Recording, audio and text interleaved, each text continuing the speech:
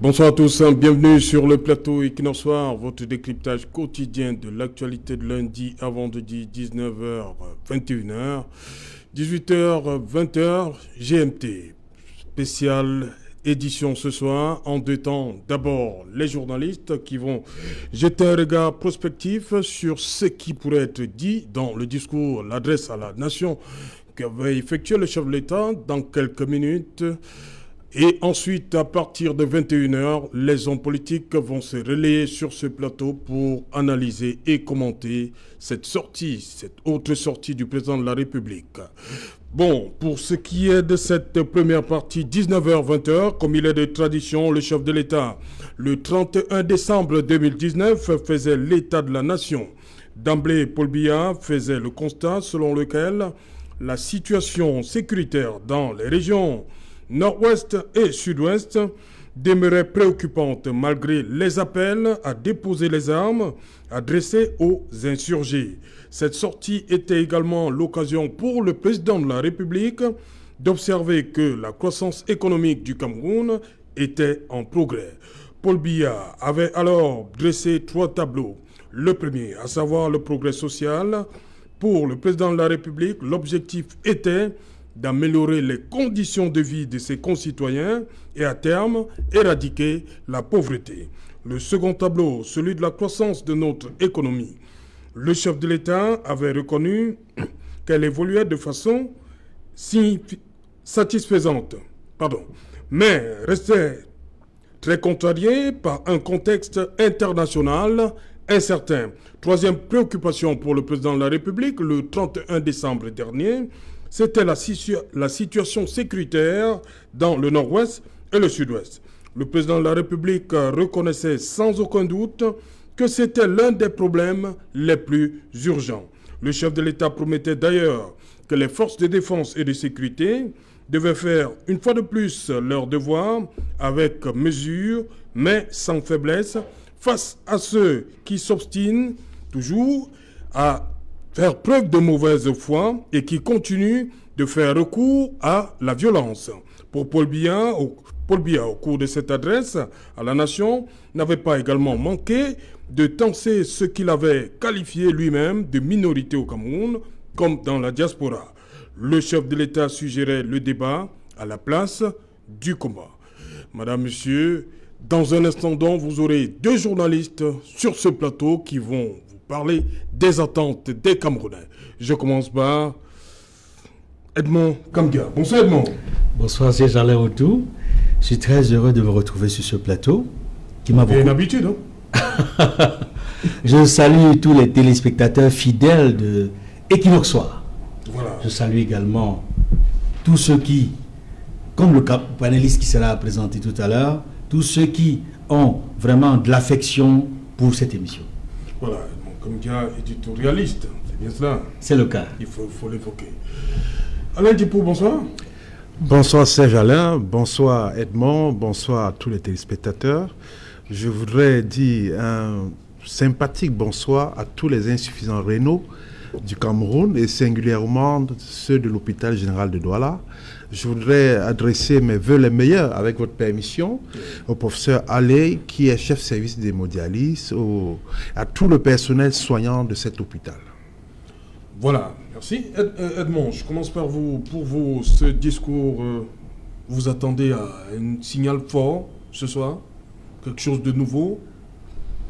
En réalité, les Camerounais, chaque fois que le chef de l'État va faire un discours, s'attendent à ce qu'il dise quelque chose qui va dans le sens de leurs préoccupations.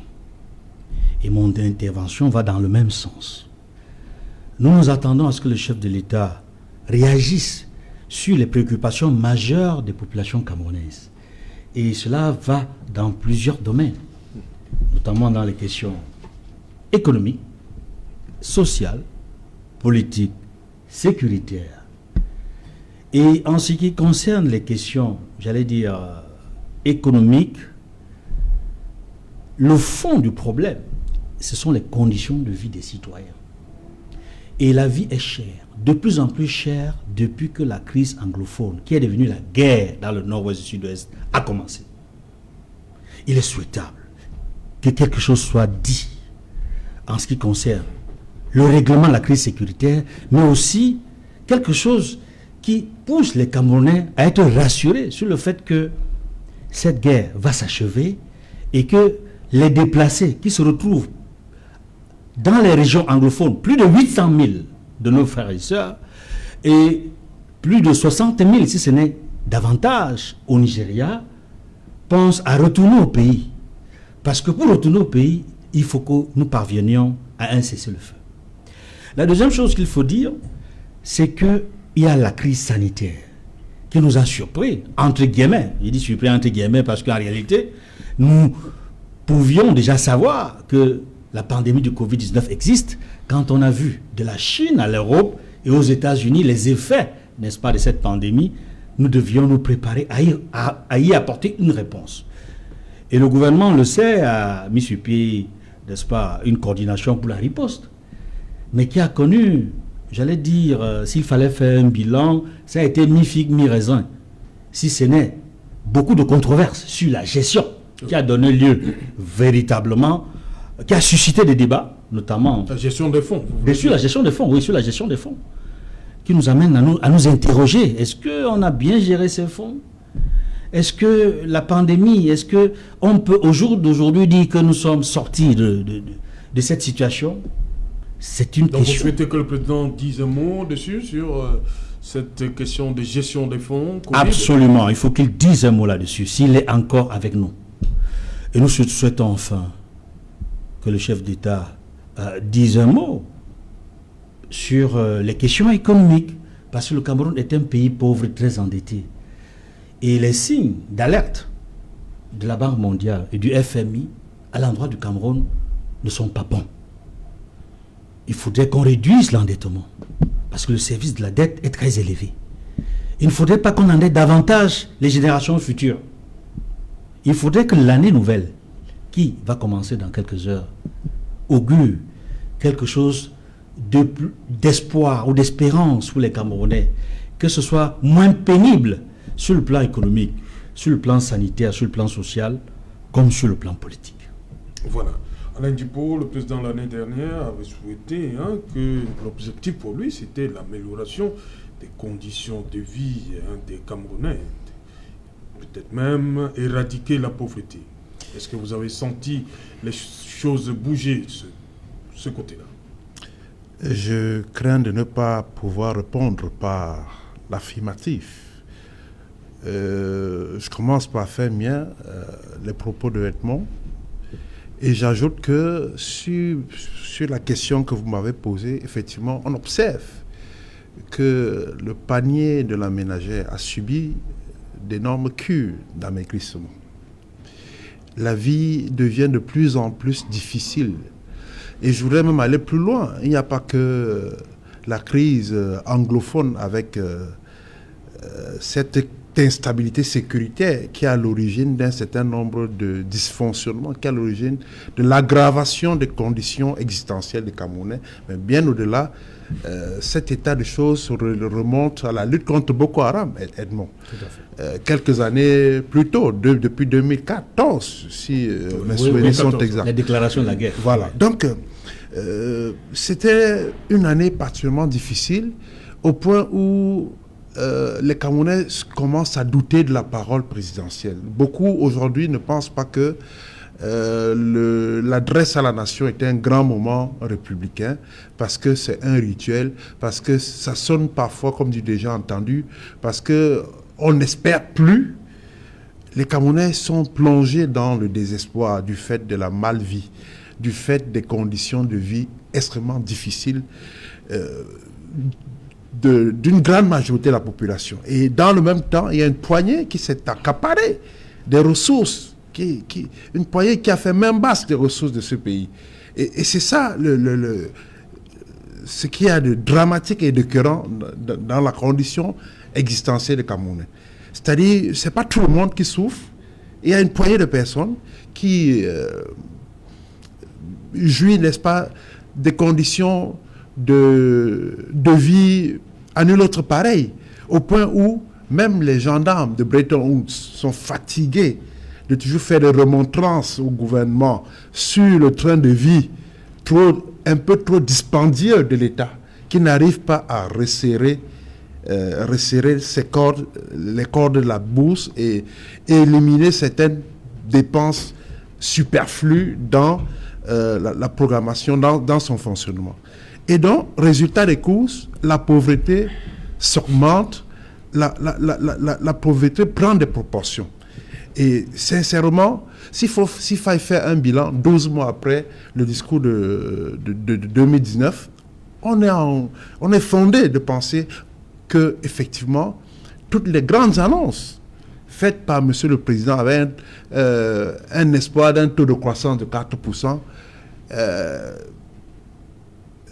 ce discours est resté presque vide, creux, irréaliste.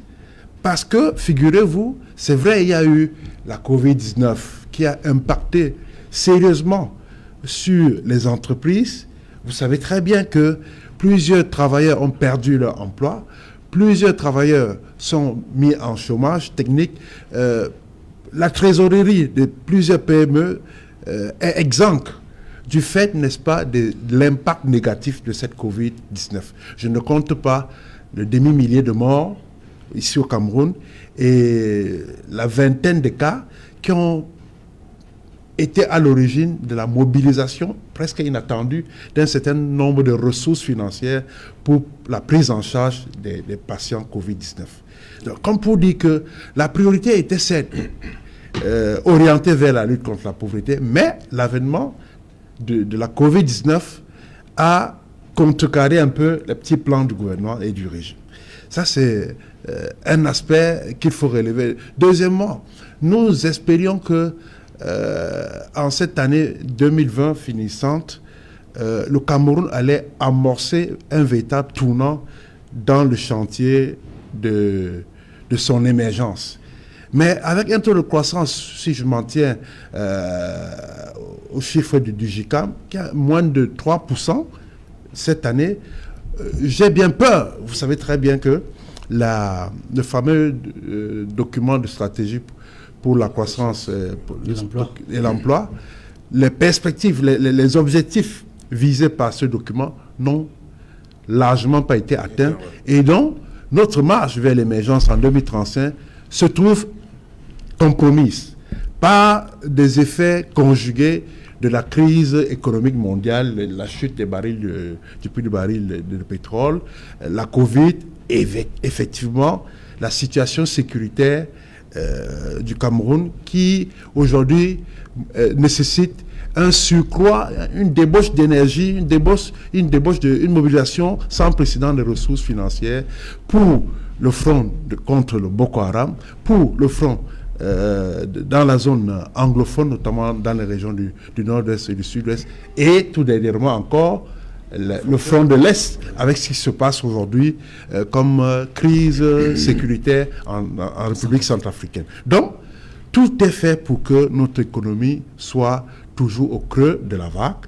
Je ne suis pas pessimiste sur ce plateau. Je ne voudrais pas être comme M. Biaké dans les nuages qui pense que 2020 aurait pu être une année de sortie de crise véritable pour les Camerounais. Nous n'avons pas du tout goûté au lucre en 2020. Nous n'avons pas du tout mené une vie tout à fait normale, digne des Camerounais qui méritent, qui a eu même la chance, et je l'ai dit, un destin incroyable d'avoir un sous-sol riche, des ressources humaines capables de nous tirer vers le haut. Malheureusement, la corruption, un certain nombre de problématiques qu'on va évoquer tout au long de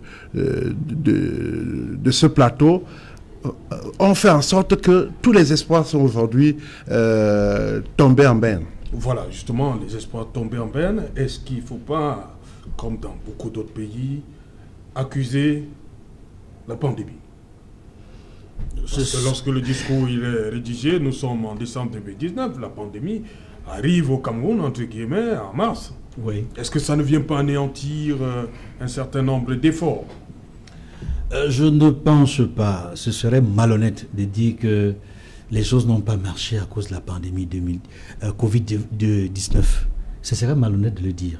même comme nous connaissons l'impact de cette pandémie-là sur la situation socio-économique au Cameroun. Ce serait malhonnête parce que le Cameroun connaît des difficultés longtemps avant que cette pandémie n'atterrisse de débarque dans notre pays. Absolument. Et on sait les difficultés que le gouvernement a eues à répondre aux attentes, aux préoccupations des Camerounais dans le passé. Et nous nous attendions à ce que, au moins, les annonces qui avaient été faites par le gouvernement, qu'il puisse les implémenter en termes de réalisation.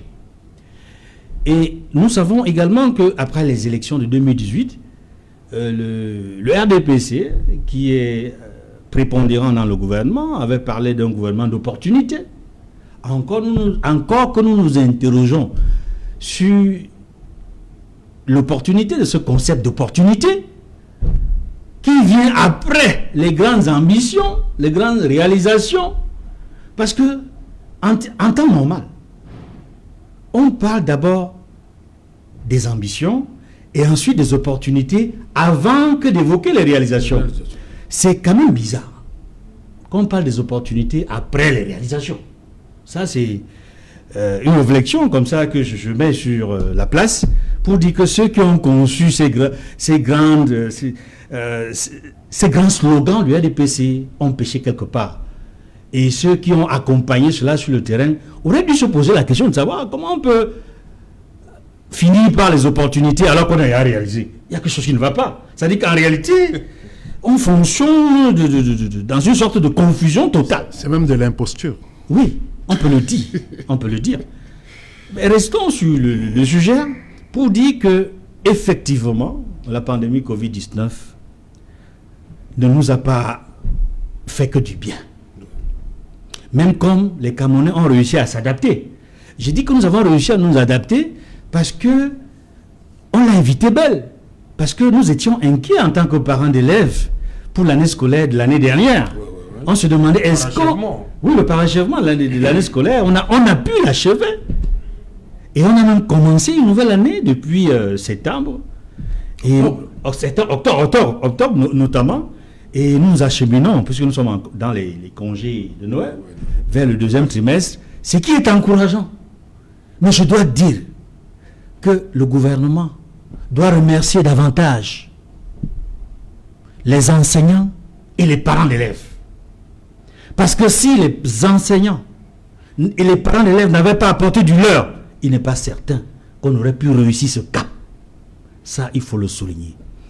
Et il faut également dire qu'on a eu beaucoup de problèmes liés, sur le plan économique et financier, liés à des discours discordants ou à un manque de convergence entre le secteur privé et le secteur public.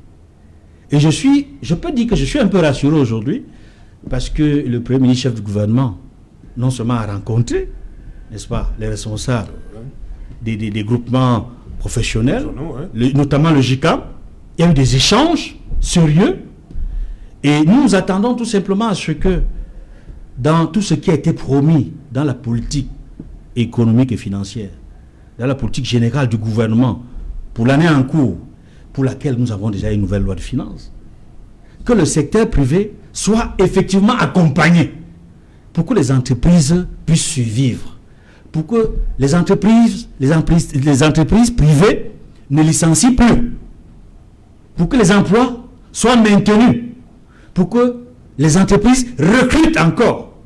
Parce que chaque fois qu'on licencie dans les entreprises, chaque fois qu'on ne recrute pas, c'est une situation difficile, non seulement pour les entreprises, mais également sur le plan social, pour ceux-là qui ont perdu leur famille. Parce qu'un chef de famille qui a autour de lui une femme et peut-être 7 ou 10 enfants, sans compter les grands-parents, les cousins, les neveux, mais c'est plusieurs dizaines de personnes qui se retrouvent en difficulté. Donc il est fondamental que nous tirions les leçons du passé sur les difficultés que nous avons rencontrées en ce qui concerne la Covid-19 pour renforcer, n'est-ce pas, le capital que j'appelle le capital humain dans les entreprises, parce qu'il faut davantage préserver les entreprises qui emploient du personnel qui, eux, les personnels, ont des familles, pour qu'ils aient les moyens, non seulement de gérer les problèmes de leur famille sur le plan social, sur le plan culturel, mais également que le panier de la ménagère ne souffre plus. Parce que c'est le plus gros problème au Cameroun. Edmond Kapnia, vous parlez justement de ces licenciements. Il y a le dernier grand licenciement qui est en cours du côté de Camerco. Sur 407 employés, 130 sont appelés dans quelques jours à gagner là-bas. Voilà un cas véritablement difficile.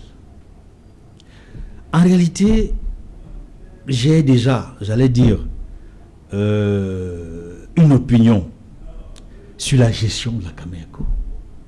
Nous pensons qu'il faut tout arrêter et recommencer. Il faut tout arrêter et recommencer. Mais il faut gérer. Il faut gérer la situation des employés. Oui. Si on les licencie, il faut payer leurs droits. Si ils sont licenciés, il faut effectivement payer leurs droits. Il ne faut pas que leurs droits attendent. Mais nous pensons que pour un véritable redémarrage de la Camerco ou d'une autre entreprise similaire qui aurait un nom, le même nom ou un autre nom, qui remplace la fameuse, la célèbre Camerco que nous avons connue et qui donnait une image si belle et heureuse aux Camerounais de l'intérieur comme de la diaspora. Je pense que tel que les choses ont commencé, il était prévisible que ça s'achève dans les conditions actuelles. Il faut tout arrêter et recommencer. Voilà. Et associer les experts à la reprise. C'est-à-dire, il faut une vaste réflexion. Et que l'État joue véritablement son rôle. Parce une des raisons de l'échec de la Camerco vient de l'irresponsabilité de l'État, et notamment du gouvernement, qui ne paye pas ses dettes. Au-delà des subventions, elle ne paye pas ses dettes. Et c'est un gros problème. Ok, on va revenir sur la situation sécuritaire dans le nord-ouest et le sud-ouest. Sûrement, le chef de l'État va encore évoquer cette situation-là, parce que depuis sa prestation de serment en octobre 2018, le discours de fin d'année, d'abord le discours à la jeunesse en 2019, le discours de fin d'année en 2019, il demandait à la jeunesse qui avait pris les armes de les déposer. Vous pensez qu'aujourd'hui, il va encore lancer cet appel-là? Effectivement, depuis 2018, on a vu sur les différentes sorties de Monsieur le Président de la République comme quelqu'un qui arbore une tunique de chef de guerre. Depuis 2018 jusqu'en 2019, l'année dernière justement, lors de sa récente adresse à la nation le 31 décembre, il avait martelé qu'il faudrait que les entrepreneurs de guerre qui ont pris des armes pour vouloir déstabiliser le pays déposent ces armes-là et qu'ils reviennent à la porte du dialogue, qu'il avait mis sur pied la commission de désarmement, de démobilisation et de réinsertion. La commission Fayengo. Oui, Fayengo. Et que ces gens-là étaient les bienvenus au sein de cette commission. On avait donc alors assisté à une tonalité du discours présidentiel montée en puissance dans l'option militaire, parce qu'il avait réitéré que les forces de défense vont avec mesure et sans faiblesse combattre tout ce qui attente à l'intégrité territoriale du pays et sème la désolation parmi les citoyens camerounais. Et donc, c'était donc une attitude d'un chef d'État va-t-en-guerre. Je ne pense pas que entre le 31 décembre 2019 et le 31 décembre 2020, beaucoup de choses ont changé. C'est vrai, on a eu le simulacre du grand dialogue national qui, il a rappelé dans son discours, qui était d'emblée une initiative qui visait à ramener la paix, mais tel que ça a été implémenté, les vrais protagonistes n'étaient pas autour de la table. Vous parlez de quel discours? Du 10 septembre qui convoque le grand dialogue, 10 septembre 2020? Le discours bilan du 31 décembre. C'est-à-dire le 19 mai 2020? Non, mais plutôt je parle du discours du 31 décembre 2019, oui, où il évoque justement les résolutions du grand dialogue qu'il avait, enfin, il avait fait sortir une sortie le 10 septembre pour annoncer que le grand dialogue allait se tenir. Et maintenant, dans son rappel de ce qui s'est passé le 31 décembre 2019, il a donc évoqué les grandes avancées nourries par ce grand dialogue national. Et pour moi, de ma position, j'observe qu'il n'y a pas eu une véritable accalmie entre le discours du 31 décembre 2019 et aujourd'hui, 31 décembre 2020, concernant singulièrement la situation dans le Nozo. Au contraire, j'ai eu le sentiment que malgré la neutralisation de certains chefs de guerre dans certaines localités réputées conflictogènes ou bien essentiellement criminogènes, on n'a quand même pas... On ne vit pas en toute tranquillité dans ces régions-là. Vous vous souvenez de Garbou, vous vous souvenez de Kumba avec les élèves. Donc il y a toujours quelque chose qui vient nous rappeler que cette crise n'est pas totalement maîtrisée, bien au contraire, par le régime qui est dans une option militaire. Or, à la base, il s'agit d'un problème politique qui a été clairement posé par nos compatriotes des régions anglophones. Ils veulent plus de facilité dans leur vie. Ils veulent que la population en général a besoin de sentir la présence de l'État à leur côté. Parce que ce n'est pas, figurez-vous, malgré la décentralisation qui est restée pas du tout appliquée dans son entièreté, malgré une gouvernance locale tatillonne, les populations ne ressentent pas, au regard, n'est-ce pas, des problèmes qui sont les leurs au quotidien, ne ressentent non pas la présence de l'État. C'est pour ça qu'ils pensent que, à défaut de décentraliser, il vaut mieux partitionner le pays.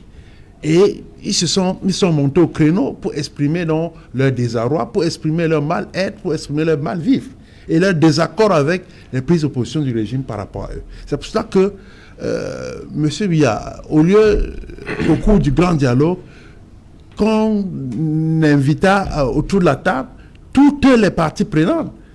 Parce que figurez-vous, les vrais protagonistes de cette crise n'étaient pas véritablement à ce grand dialogue.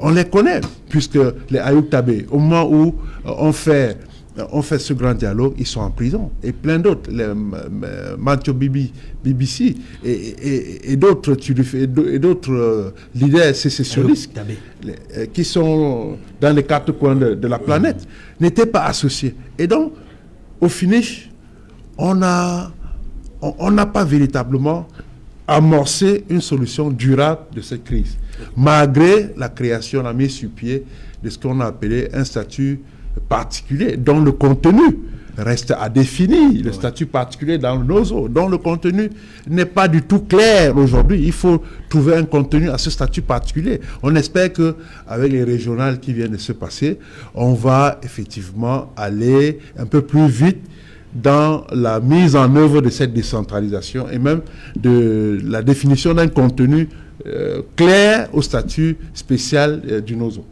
Edmond Kamga, 2020, on a vu dans le nord-ouest et le sud-ouest des citoyens qui sont tombés, une fois de plus, nos forces de défense qui sont tombées. On a vu les Villemont qui ont continué chaque lundi là-bas. Aujourd'hui, qu'est-ce qu'il y a lieu de faire? Parce qu'en même temps, on nous fait comprendre que la situation est sous contrôle. En réalité, chaque fois que je dois aborder la question sécuritaire dans le nord-ouest et le sud-ouest, je suis très embêté. Et je suis très embêté parce que nous tournons en rond. Parce que sur cette question, nous avons déjà eu à faire des propositions. Et nous nous rendons compte que nous ne sommes pas suffisamment écoutés. Et quand, parfois, le gouvernement nous écoute, il pose un acte que nous saluons, il ne continue plus. Exemple. Le rapprochement avec Ayoub Tabé et les autres? Effectivement. Au mois de juillet dernier, nous avons beaucoup, et même salué, applaudi les contacts préliminaires entre Ayoub Tabé, ses collaborateurs, et la partie gouvernementale, qui était dirigée par les responsables, la DGRE. C'était un grand moment qui a été salué par les missions diplomatiques accréditées au Cameroun et même par la communauté internationale. Mais ce même événement a été, j'allais dire, atténué en termes d'impact par la sortie du ministre de la Communication, porte-parole du gouvernement, qui a donné l'impression, à travers ses propos, que ce qui s'est passé, que certains considèrent comme un début de négociation, n'est pas conforme à la réalité. Ça a enlevé toute sa portée, tout son impact, n'est-ce pas, à ces contacts préliminaires qui étaient très attendus.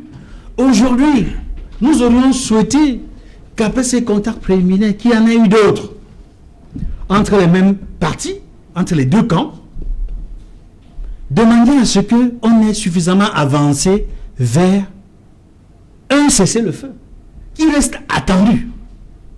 Parce que c'est ce cessez-le-feu-là, uniquement, qui permettra au DDR, au véritable DDR de faire son travail. Parce que le DDR qui a été mis en place ne va jamais réussir sa mission dans la guerre relative au nord-ouest et au sud-ouest. On a mis la charrue avant les bœufs. On a mis la charrue avant les bœufs. Parce que le DDR ne peut fonctionner efficacement qu'en ce qui concerne la guerre contre Boko Haram. Mais ça ne peut pas fonctionner dans la guerre dans le nord-ouest et le sud-ouest. C'est pour cela que les deux guerres sont totalement différentes dans l'analyse. Je vais prendre un autre exemple. Dans la guerre contre Boko Haram, nous avons des comités de vigilance. Oui. Mais ces mêmes comités ne peuvent pas exister dans le nord-ouest et le sud-ouest. Les contextes sont totalement différents. Ça n'existe pas. Ça n'existe pas parce que ça ne peut même pas exister. Le contexte ne s'y prête même pas. C'est pour cela que nous avons toujours prôné la nécessité d'un dialogue inclusif. Et nous savons nous avons souhaité le dialogue qui s'est tenu l'an dernier, en octobre dernier, au Palais des Congrès. Oui. Il s'est tenu, mais notre désolation, c'est que, et M. Ndipou en parlait tout à l'heure, c'est qu'une des parties concernées, véritablement concernées, n'a pas été invitée. C'est-à-dire les représentants des groupes armés, ou alors les chefs politiques des ambassoniens. On ne les a pas vus là-bas. Et on comprend pourquoi ils n'y étaient pas, pour des raisons de sécurité. Parce que s'ils venaient, ils seraient arrêtés. Il lui fallu prendre des dispositions pour faciliter leur arrivée, pour qu'ils ne se retrouvent pas dans une situation incertaine où, à peine arrivés, ils seraient dans les liens de la prévention. Et nous l'avions dit en son temps. Et nous pensons aujourd'hui encore qu'il faut poursuivre les contacts qui ont commencé avec Ayub Tabé et ses camarades de la prison principale de Konengi et de la prison centrale de Konengi. Je pense notamment à Mancho BBC, Ayub Tabé et ses camarades de la prison principale de Konengi. Il faut que ça continue. Parce que le gouvernement a une opportunité en plus. Parce que lors de la dernière Assemblée générale de l'ONU, lorsque le secrétaire général de l'ONU, Antonio Guterres, a pris la parole, rappelez-vous, il avait appelé à un cessez-le-feu. Il avait demandé une pause humanitaire durable de 90 jours en son temps. Et à cette Assemblée générale, il a donné une occasion, une opportunité à tous les pays où il y a encore la guerre, dont le Cameroun, où il y a des parties belligérantes. Vous avez jusqu'à la fin de l'année pour faire en sorte que toutes les parties puissent se retrouver et atteindre un cessez-le-feu. Et je suis vraiment désolé de constater qu'il n'y a pas des efforts qui sont faits dans ce sens-là au Cameroun. D'autres pays font des efforts, nous on ne fait pas ces efforts. Et je me demande qu'est-ce que Paul Biya va dire sur ce chapitre le 31 décembre, c'est-à-dire demain, dans quelques heures. Pas demain, aujourd'hui. Aujourd'hui même. Tout à l'heure. Dans quelques secondes. Dans 11 minutes tout exactement. À fait, dans quelques secondes, dans quelques minutes. Voilà, justement, ce chapitre. Alain Dipou, justement, dans ce chapitre, qu'est-ce que le président de la République peut, vous pensez à un autre dialogue avec les absents, comme vous avez dit? Je pense que... Ou bien ce sera le statu quo? Non, je crois fermement que pour sortir définitivement de la crise anglophone, qui est un problème politique posé par les Camerounais, l'option militaire n'est pas indiquée. Les vertus du dialogue. Vous savez, Paul Biya, à un moment donné, disait dans son discours, je crois face à certains partenaires dans les relations bilatérales avec le Cameroun, disait qu'il est le mendiant de la paix. Oui, Qu'a-t-il fait, n'est-ce pas, de son costume de mendiant de la paix pour aujourd'hui arborer seulement la tunique de va-t-en-guerre? C'est de ça qu'il est question. Il faut qu'il retrouve donc son arbre de paix en convoquant un vrai dialogue inclusif qui permettrait, n'est-ce pas, à tous les frères et sœurs du Nord-Ouest qui sont frustrés, qui sont marginalisés, de pouvoir venir s'exprimer. Ils n'attendent que ça. Ils veulent dire leur mal-être au chef de l'État. Et il sait, puisque même cette crise remonte depuis Aïdjo. Il a été avec David Aboué-Machoï, désigné pour trouver des solutions durables à cette affaire. Je suis étonné que plusieurs années après, plusieurs décennies, que cette crise rejaillisse encore, refasse surface. Alors que M. Biya connaît tous les aboutissants de cette crise pour avoir été au sein de ce comité mis en place par le feu Aïdjo. Donc, quand on n'a pas avancé, on recule. Je pense qu'il est temps de faire une introspection, de faire une analyse rétrospective et de se dire, ok, si nous avons pensé que les militaires pouvaient faire l'affaire, alors on dit stop. Nous allons demander, pas aux forces de maintien de l'ordre de libérer le Nozo, mais de les maintenir juste pour assurer un minimum de sécurité.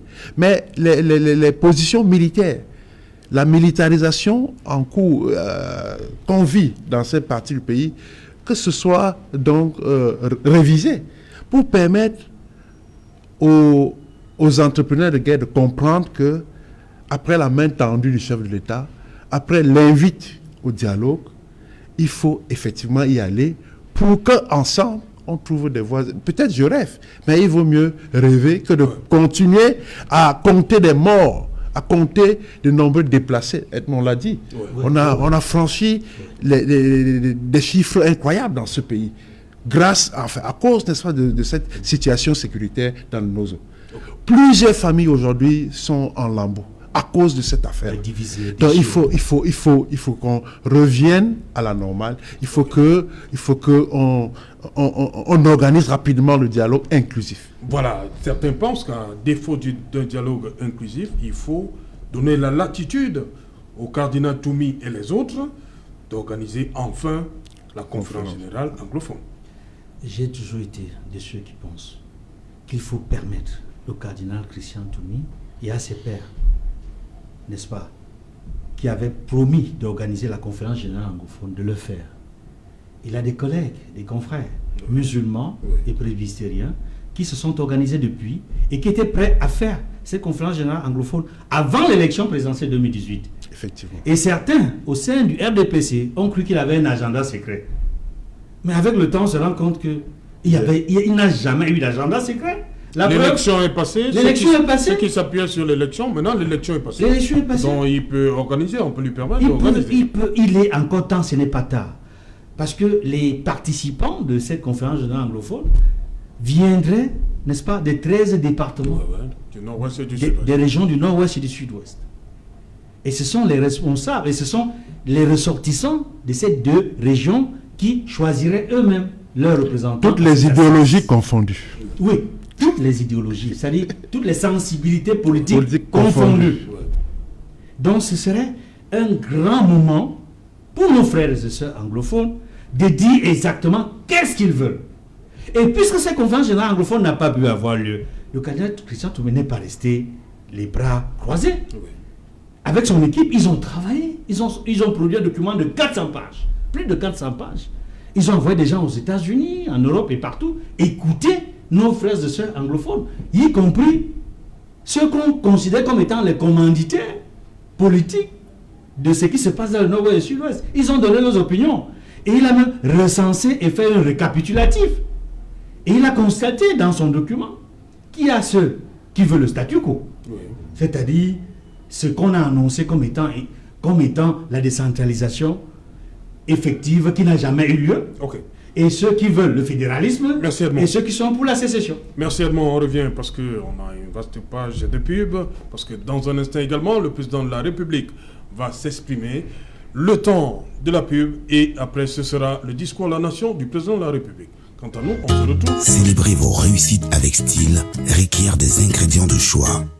Ajoutez à la chaleur de ceux qui vous portent, en respect, en amitié, et qui partagent encore et chaque jour